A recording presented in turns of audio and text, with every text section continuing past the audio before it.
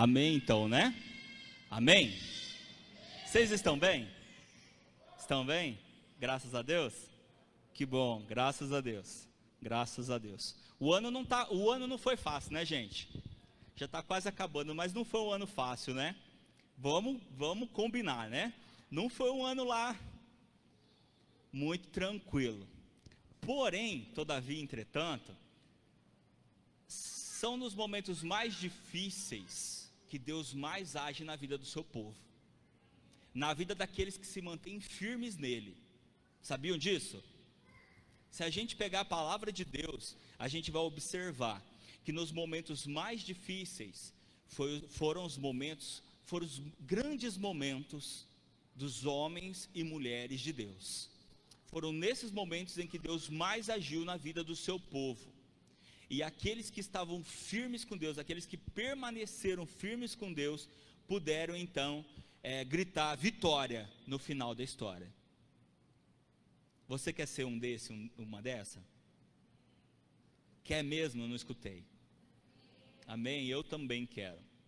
Por isso mesmo nós devemos permanecer firmes, porque momentos difíceis vêm na nossa vida, momentos que muitas vezes nos preocupam vêm na nossa vida, mas a gente consegue perceber a dificuldade chegando, e então o que a gente deve fazer é começar a se preparar para esses momentos. E não existe preparação melhor do que se achegar mais e mais perto do Senhor.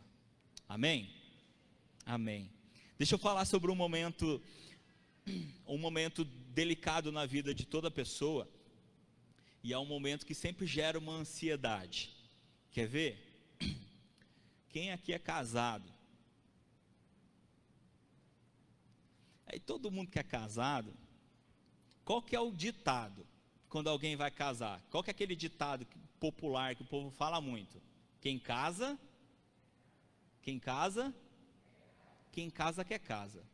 Por quê? Parece uma pergunta idiota, eu sei, mas por quê? Por que quem casa quer casa?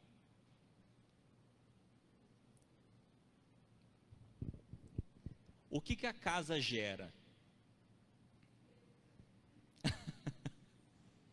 Além de despesa, segurança. A gente poderia falar várias outras palavras, várias outras coisas que uma casa gera, mas vamos ficar com segurança, certo? Porque na verdade esse era o ponto mesmo. Segurança. 99% das pessoas que dizem quem casa quer casa, é porque quer sentir o quê? Uma segurança. Porque casa é um sinônimo de segurança. Qual é o lugar que você se sente mais seguro? Em casa. Veio a pandemia, o que todo mundo falou? Fica em casa. Por quê? Segurança, né? A primeira coisa que nós queremos é nos sentir seguros. Nós queremos nos sentir seguros. E casa, ou seja, um lugar para estar, um lugar para ficar, nos gera segurança. Eu perguntei quem era casado e fiz essa dinâmica com relação a esse ditado. Bom, passando de casado, depois que a gente casa, qual que é o próximo passo?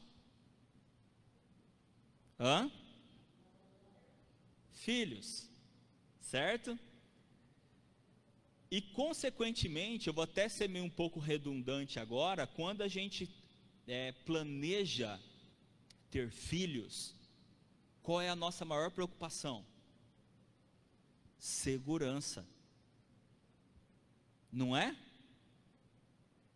A maior ansiedade do pai e da mãe, do futuro pai e da futura mãe, ou dos pais, aqueles que já são pais, é garantir a segurança dos seus filhos. É ou não é? Agora eu quero falar de uma criança que nasceu há aproximadamente 2000 anos atrás. Quem é?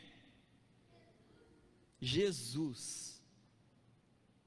Jesus nasceu há 2000 anos atrás. Hoje, a gente diz assim, que Jesus, Ele quer morar no seu coração. Nós não dizemos isso, não é natural a gente dizer isso. Nós não. Jesus quer morar no meu e no seu coração. Se Ele quer morar no meu e no seu coração, o que Ele está procurando? Uma casa, correto?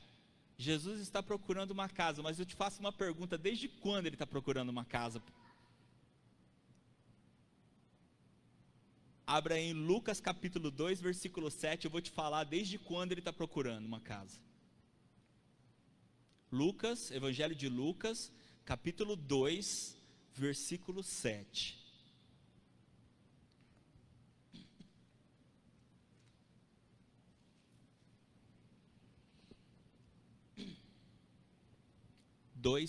Lucas 2:7.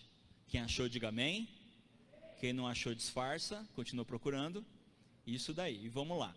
Lucas capítulo 2, versículo 7 diz assim: Então Maria deu à luz ao seu filho primogênito, enfaixou o menino e o deitou numa manjedoura, porque não havia lugar para eles na hospedagem, ou na hospedaria. Porque não havia lugar para eles na hospedaria. Todo mundo conhece muito bem a história de Jesus, né? Se a gente começar aqui no versículo 1 do capítulo 2, eu vou ler aqui para vocês, só para explicar um pouquinho a situação da época, tá? Diz assim, Lucas capítulo 2, versículo 1.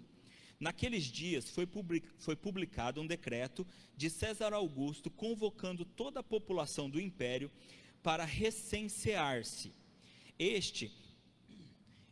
O primeiro recenseamento foi feito quando Quirino era governador da Síria. Todos iam alistar-se, cada um à sua própria cidade. José também saiu da Galiléia, da cidade de Nazaré, e foi para a Judéia, até a cidade de Davi, chamada Belém, por ser ele da casa e família de Davi, a fim de alistar-se com Maria, sua esposa, que estava grávida. E aconteceu que, estando eles ali, chegou o tempo de ela ter a criança. Olha como Deus age de forma incrível, misteriosa, mas é tudo parte do seu plano.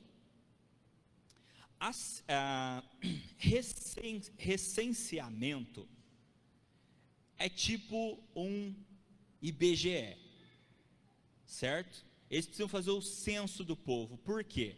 Esse decreto foi publicado porque eles queriam subir os impostos, eles queriam subir os tributos. Então as pessoas precisavam se alistar. É como se fosse feita a convocação para uma eleição, por exemplo, e se você vai votar, você tem que ir para a sua cidade de origem para que você possa ir votar, correto? É claro que na questão da eleição você pode justificar em outra cidade, que foi o meu caso. Eu justifiquei porque eu estava aqui em Marialva, meu título é de Londrina, mas só para a gente entender mais ou menos, tá bom? Então, no período em que Jesus estava para nascer, foi assinado esse decreto, para que houvesse então esse recenseamento. Então, José tinha que ir para Belém, cidade de quem? De Davi, como está escrito aqui, cidade de Davi. Acontece que os profetas no passado já tinham dito que o Messias nasceria onde? Em Belém, cidade de quem? De Davi. Olha que coisa incrível, né? Eles estavam passando por um momento bem complicado. Por quê? Porque o povo, de uma forma geral, já pagava impostos absurdos. A carga tributária era gigante. Vocês querem só ter uma ideia? Vocês acham que os nossos impostos são altos? Vocês acham? Faz assim, quem acha? Eu imaginei que vocês achavam. Alguém tem ideia de qual é a nossa carga tributária hoje? Estou perguntando sério, porque eu não sei. Não tem ideia? Se eu não me engano, eu me lembro que beirava 25%. É por aí, né? que eu lembro que falavam que era mais ou menos, a gente pagava 4 salários para a gente ter o restante do ano. Claro que isso é só para tirar uma média.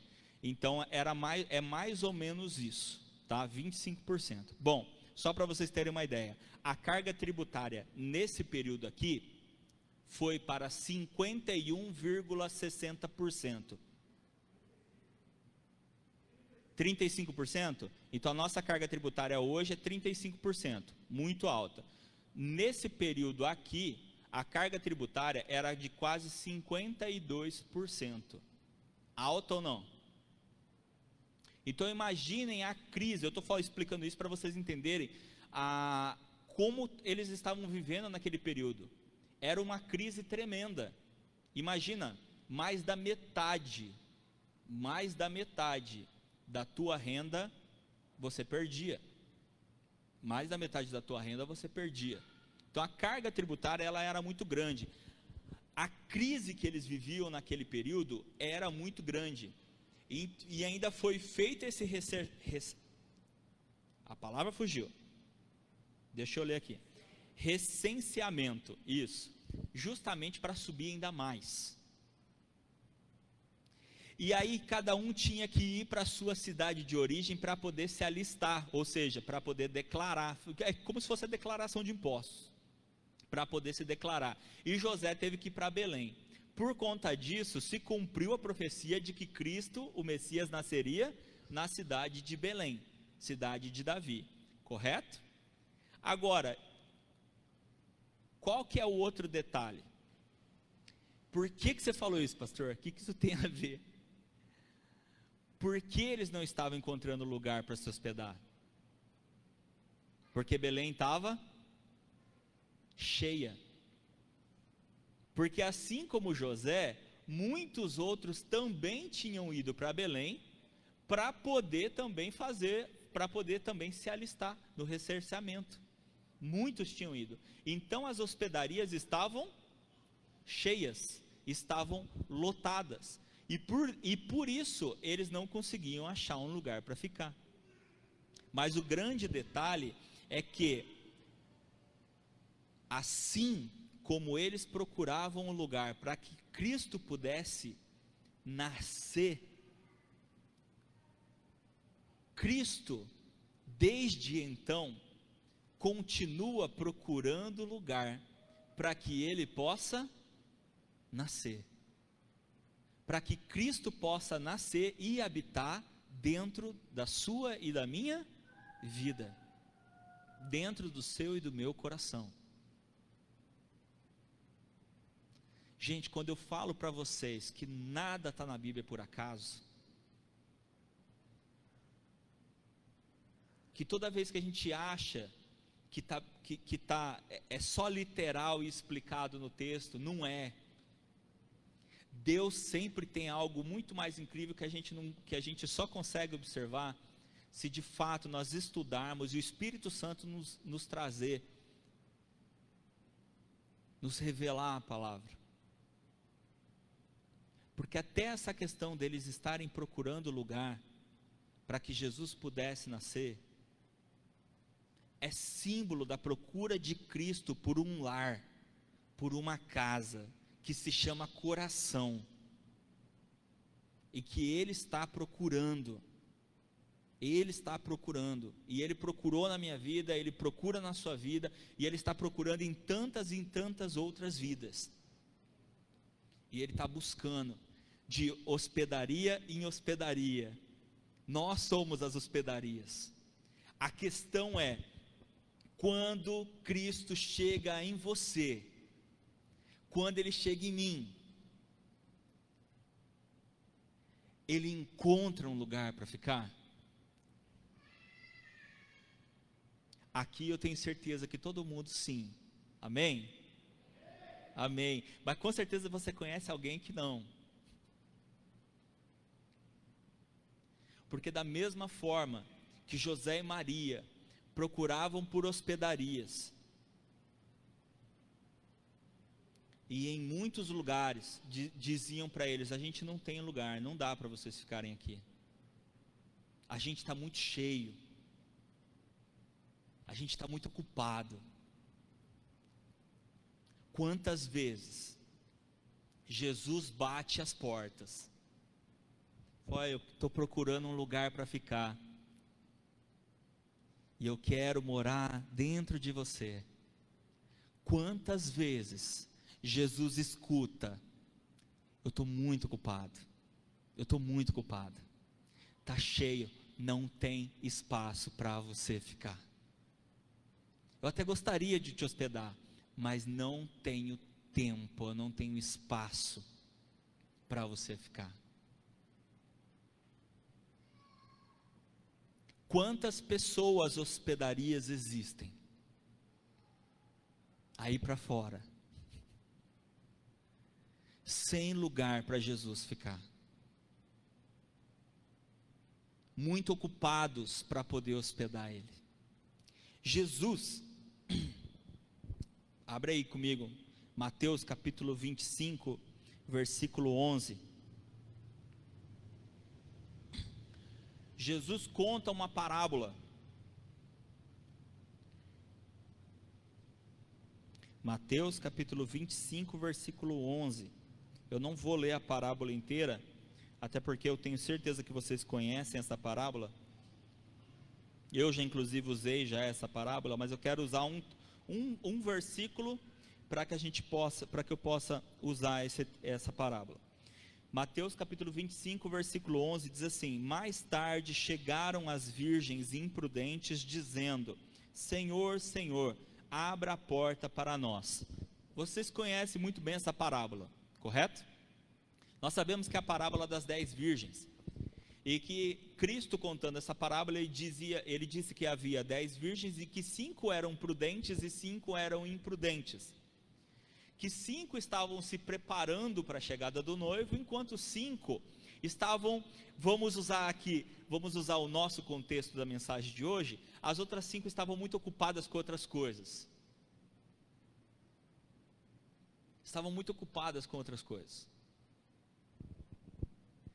E chegada a hora do noivo, elas não estavam preparadas. Elas não tinham aberto a porta do seu coração para que o Espírito Santo entrasse na sua vida.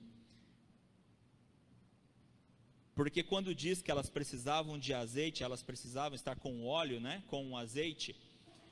O óleo, nós sabemos que o óleo simbolicamente na palavra significa Espírito Santo. É o Espírito Santo. Então, traduzindo, 5 receberam o Espírito Santo. E quando o noivo veio, elas tinham o Espírito Santo, ou seja, elas estavam prontas para estar com o Senhor. Ou seja, elas estavam prontas para se casar com o noivo. Assim como Cristo, Ele procura uma casa para entrar, certo? Ele procura uma casa para entrar, e vai chegar o momento em que Ele vai chegar para chamar a noiva para casar. Quem é a noiva? Só eu? A pergunta é: nós estamos com o azeite preparados para o noivo? Nós abrimos a porta para Cristo, recebemos Ele, porque Ele queria nascer em nosso coração, e estamos com o Espírito Santo, ou seja, estamos com o óleo preparados para o dia do casamento, para a vinda dEle. Cristo disse, Ele usou essa parábola para exemplificar em que enquanto aqui Ele colocou meio a meio, Não sei se nós estamos nesse 50%, mas aqui Cristo coloca 50%. Enquanto metade estão se preparando, enquanto metade priorizaram a Cristo, ou seja, abriram a porta da sua casa, receberam Ele na sua hospedagem e vivem com Ele, a outra metade disse: eu não tenho tempo, eu estou ocupada demais, eu estou ocupado demais com outras coisas. O problema é que a gente já sabe o resultado. O texto, o versículo que eu escolhi, que eu separei, é justamente o texto em que elas perdem o tempo do noivo. E quando elas vão atrás dele, ele diz: vocês perderam o time. A hora chegou, vocês não estavam prontas, agora é tarde. E assim como nós cantamos hoje, que ele virá num piscar de olhar, e quem estiver pronto com ele, vai. E é o que a palavra nos ensina, que ele vai vir no dia, numa hora que a gente não espera. E só aqueles que tinham, vamos dizer assim, vaga, né? Só aqueles que tinham vaga e receberam a Cristo para se hospedar em suas vidas, de fato, receberam. Cristo também faz um alerta lá em Marcos capítulo 7, versículo 21. Marcos capítulo 7, versículo 21. Cristo faz um alerta sobre como está ou estão os corações de muitas pessoas. Ele diz assim: porque de dentro do coração das pessoas é que procedem os maus pensamentos, as imoralidades sexuais, os furtos, os homicídios. Cristo, ele dá um alerta. Ele diz que infelizmente muitos corações estão realmente cheios, realmente ocupados, mas não cheios daquilo que deveria estar. Não cheio daquilo que deveria estar.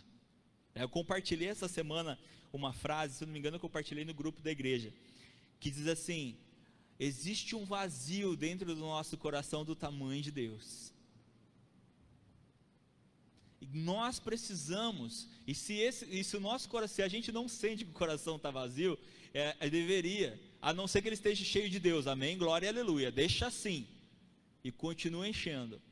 Mas se não for por Deus, então tem que estar vazio, para que o Senhor possa encher, para que o Senhor possa encher.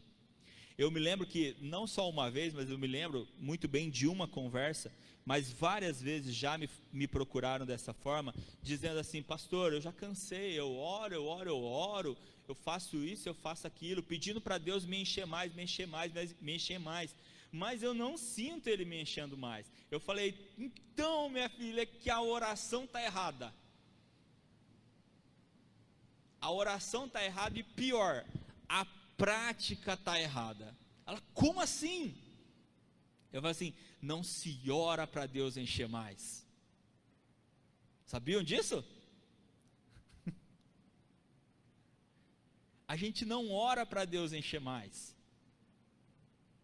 A gente esvazia e deixa Ele encher. O nosso coração, ele não muda de tamanho, sabiam disso? Ele não muda de tamanho. Então o que nós temos que fazer é tirar, é dar espaço, abrir espaço.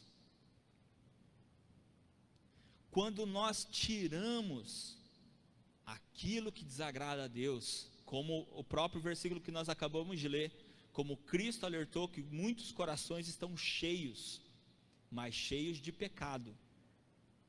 Quando nós limpamos a casa, Ele automaticamente completa o espaço vazio. Então não é ficar orando: Senhor me enche, Senhor me enche, Senhor me enche. Ora diferente, ora assim: Espírito Santo me mostra, Espírito Santo me mostra, Espírito Santo me mostra. Porque a palavra de Deus diz que o Espírito Santo é que nos convence do pecado e do engano. Então ore para que o Espírito Santo te mostre. Aí o Espírito Santo começa a mostrar: ó, limpa aqui, esse cômodo aqui, ó, tem que limpar. Isso aqui, ó, tem que limpar.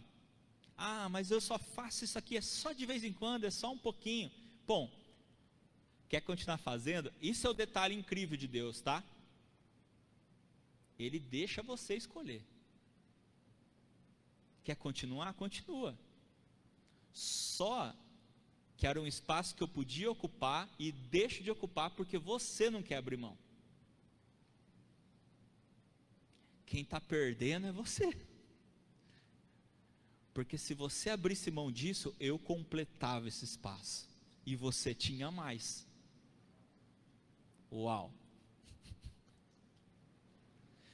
Hospedarias que muitas vezes estão cheias e não tem espaço para hospedar o seu Salvador. Não tem espaço para hospedar o seu Salvador. Eu fico imaginando, né? Não dá mais porque eles já morreram. Todos os donos de hospedaria de 2000 anos atrás já morreram, né? Mas eu fico imaginando,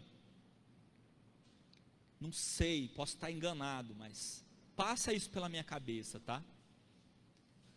Alguns deles que já estão no paraíso, né? E ficam imaginando assim, vendo José e Maria, que José e Maria também então, né? Pô, vocês bateram lá na porta e eu não hospedei vocês. Que mancada minha. Deixei de hospedar Cristo. Deixei de hospedar o Messias. Não sei se vocês já tinham parado para pensar nisso. Eu já tinha parado para pensar nisso. Todas as pessoas que falaram, ó, não dá. Eles não tinham ideia de quem eles estavam recusando. Eles não tinham noção de quem eles estavam recusando hospedar. Só que por mais que a gente pense sempre nos outros, né? É igual eu falo de Adão e Eva, né? É fácil culpar Adão e Eva por ter comido o fruto, né? Por terem pecado. Mas a gente continua comendo e não pensa nisso, né? Da mesma forma, a gente fica pensando, poxa, como puderam não hospedar Jesus? Eu tinha saído do meu quarto para ele entrar. Vocês não pensariam isso? Vocês não fariam isso? Fariam, gente? Fariam? Só que tem muita gente hoje que não consegue sair do seu próprio quarto e falar, Cristo, eu saio do meu quarto para você entrar. Porque quando Paulo diz assim, não vivo mais eu, mas Cristo vive em mim. Ele está dizendo assim, gente, eu abri a porta do meu quarto, eu saí do meu quarto e falei, entra. Não sou eu mais que vivo aqui, é você. Abrir a porta, gente. Abrir a porta para Jesus não é dizer assim, ó, tem um cômodozinho aqui para você. Abrir a porta da casa para Jesus é dizer assim, entra e faz o que você quiser. Entra e faz o que você quiser, porque você não é só um hóspede, você é convidado de honra. Você é convidado de honra. Lucas capítulo 15. Lucas capítulo 15, versículos 13 e 14.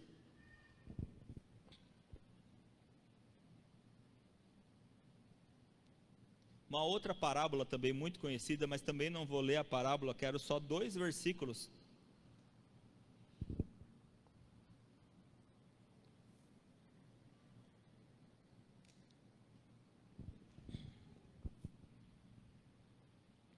Lucas capítulo 15, versículos 13 e 14 diz assim: Passados não muitos dias, o filho mais moço, ajuntando tudo o que era seu, partiu para uma terra distante e lá desperdiçou todos os seus bens, vivendo de forma desenfreada. Depois de ter consumido tudo, sobreveio àquele país uma grande fome, e ele começou a passar necessidade. Bom, todo mundo já sabe, eu estou falando da parábola do filho pródigo, né? E todo mundo já conhece a história.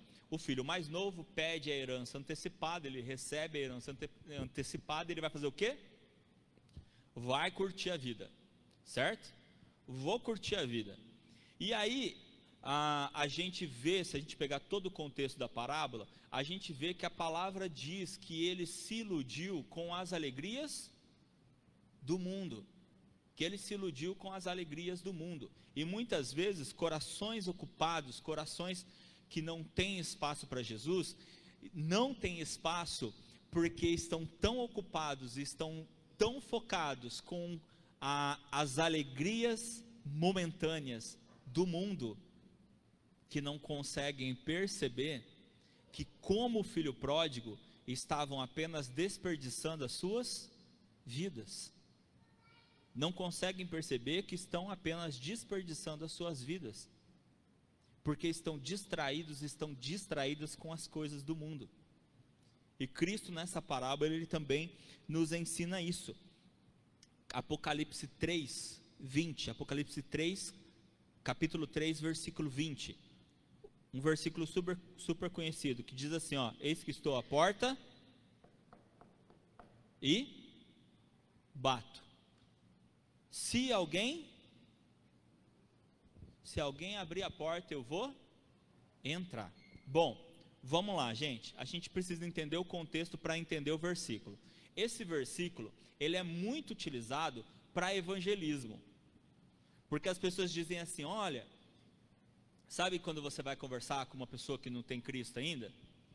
E aí você quer usar esse versículo para dizer assim: ó, Cristo, ele está à porta, ele está batendo na porta de quem não tem ele, pedindo para que a pessoa receba Cristo como seu Senhor e Salvador. Bom, qual que é o grande X da questão? É que esse versículo está num contexto da igreja. Esse versículo faz parte da carta de que Cristo, como é que fala quando o professor não quer escrever no quadro, ele começa, dita, isso. Quando Cristo dita a carta para João e fala: escreva aí a igreja. Qual a igreja? Quem lembra aí? Quem está na escola dominical lembra? Cadê, gente? Qual a igreja? Laodiceia. É a carta para a igreja de Laodiceia. E Cristo está dizendo o seguinte para a igreja, preste atenção: essa carta não era para o mundo, não era para as pessoas que não tinham, que não estavam na igreja, não era para as pessoas que não conheciam Jesus. Essa carta foi escrita para os crentes, foi escrita para a igreja, e ele está dizendo para a igreja: eis que estou à porta e bato. É para a igreja, não é para pessoas não convertidas, mas é para pessoas não convertidas. Pastor, você foi contraditório, agora não entendi mais nada. A verdade, Cristo estava falando para as pessoas que estavam na igreja, mas que não eram igreja. Ele está dizendo: vocês estão na igreja, mas vocês não são igreja. Porque apesar de estar dentro da igreja, a vida de vocês está fora.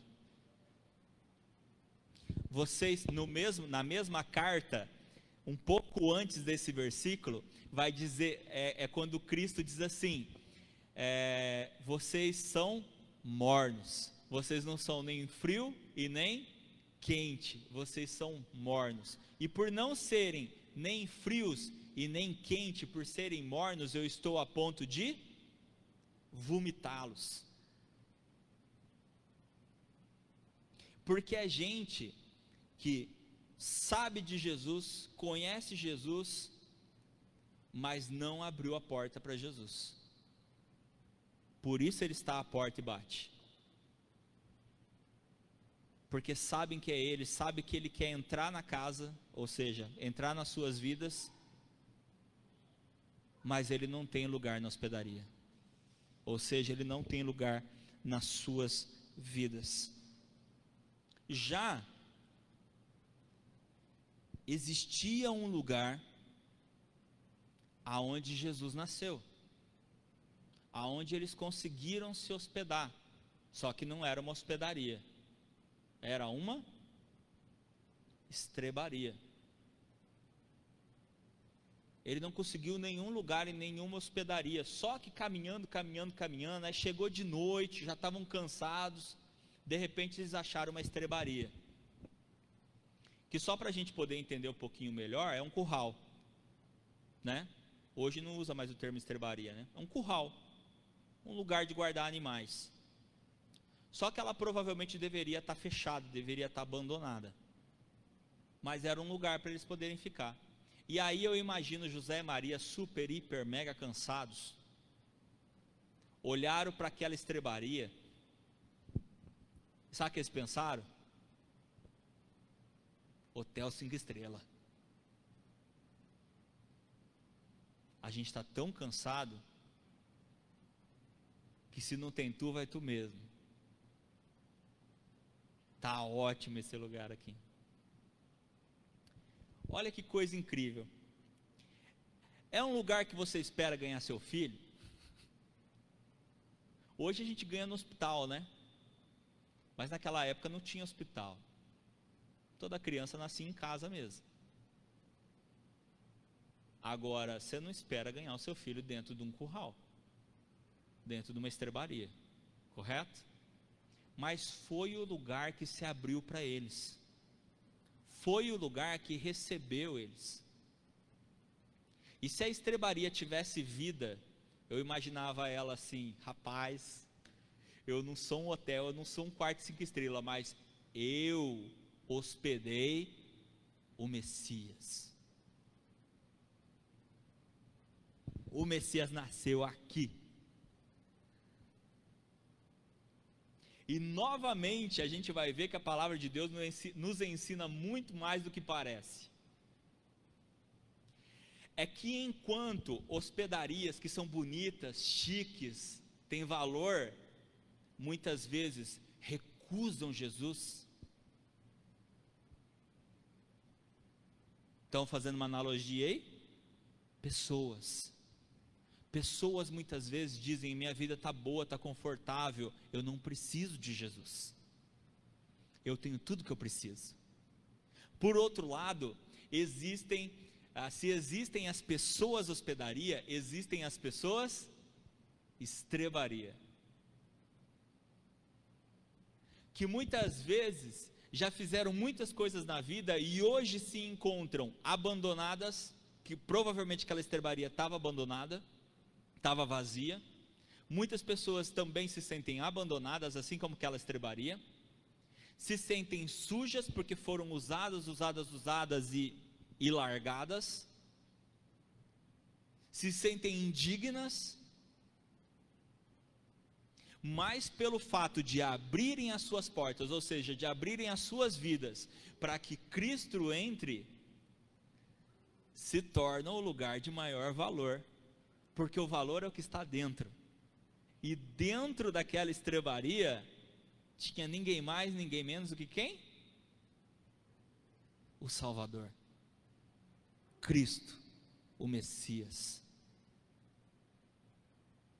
Assim, cada um de nós podemos nos julgar pequenos, sujos, abandonados, sozinhos, solitários, mas se nós abrirmos a nossa porta e dissermos assim: aqui tem vaga,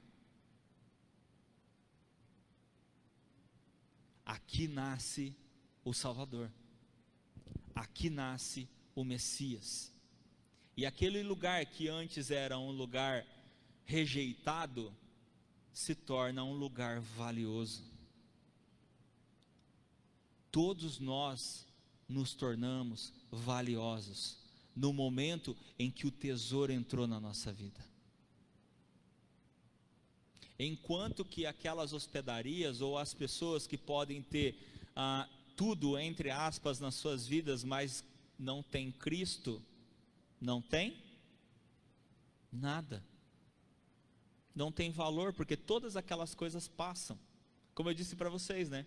Todos aqueles donos de hospedagem já morreram e não levaram nada com eles, nada.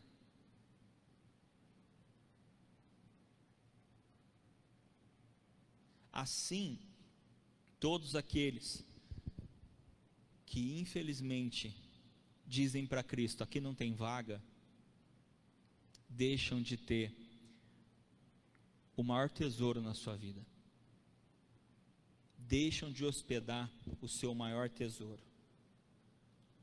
Jeremias capítulo 29, versículo 13. Uma carta muito famosa de Jeremias. Mas o versículo 13.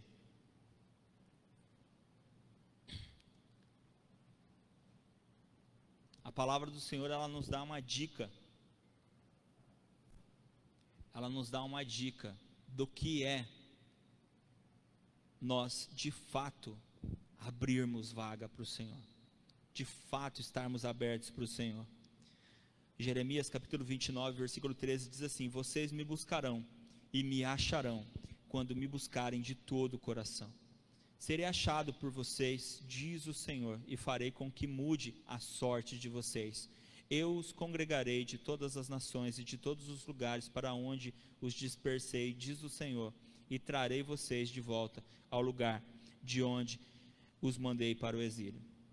Quero repetir aqui o versículo 13 e a primeira parte do 14. Vocês me buscarão e me acharão quando me buscarem de todo o coração. Serei achado por vocês, diz o Senhor, e farei com que mude a sorte de vocês. Resumindo a vida da estrebaria. E resumindo a nossa vida. Buscar ao Senhor de todo o nosso coração significa não deixar nenhuma parte do nosso coração sem estar à disposição dele. Quando eu disse, não adianta a gente falar assim, Cristo, entra na minha casa, como diz aquela música, né? Lembra daquela música? Entra na minha casa, entra na minha vida, né? Não adianta eu falar assim, entra na minha casa, mas fica aqui. Aí eu vou continuar usando a música, porque fala assim, entra na minha casa, entra na minha vida. Mexe com o quê? Com a minha estrutura. Ou seja, pode mexer onde você quiser. A casa é sua. A casa é sua. Que é diferente da gente dizer assim, pode entrar, mas a casa é minha. E você só pode fazer o que eu deixar. Você só pode entrar onde eu deixar, você só pode fazer o que eu deixar. Buscar ao Senhor, como está dizendo aqui no livro de Jeremias, de todo o coração, significa entregar completamente. É buscar por completo e não apenas uma parte. Aí sim, né?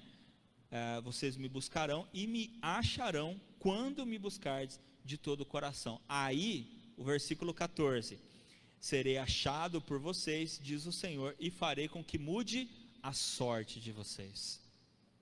Assim como mudou, vamos dizer assim, simbolicamente mudou a sorte daquela estrebaria, muda também a sorte dessa estrebaria aqui e dessa estrebaria aí, quando de fato nós abrimos a nossa vida para o Senhor, assim como ele disse para aquela mulher samaritana: o Pai procura os verdadeiros adoradores, os que o adoram em espírito e em verdade. Não é algo físico, é algo espiritual. Nós precisamos entender que é algo espiritual. O Pai, ele procura os verdadeiros adoradores, aqueles que o adoram em espírito e em verdade. Você é um verdadeiro adorador? Se você é, eu quero te convidar a se colocar em pé. O Pai procura estes,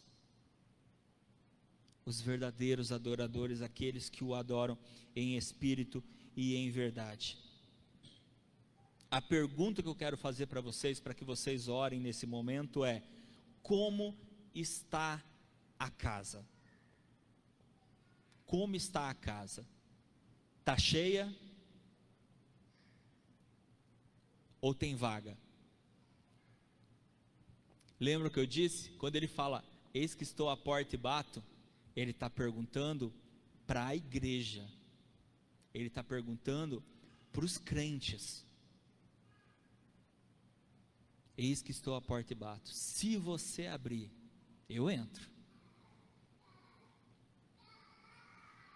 Queria que você fechasse os seus olhos, tanto aqui quanto os que estão em casa. Queria que você fechasse os seus olhos e respondesse para você mesmo essa pergunta: como é que está a casa? Está cheia? Está vazia? Tem vaga? Porque tem um menino pedindo uma vaga para nascer dentro da sua vida. Ele nasceu há 2000 anos atrás, mais ou menos, 2000 anos atrás. E Ele quer nascer novamente dentro de cada um de nós. E Ele está procurando vaga.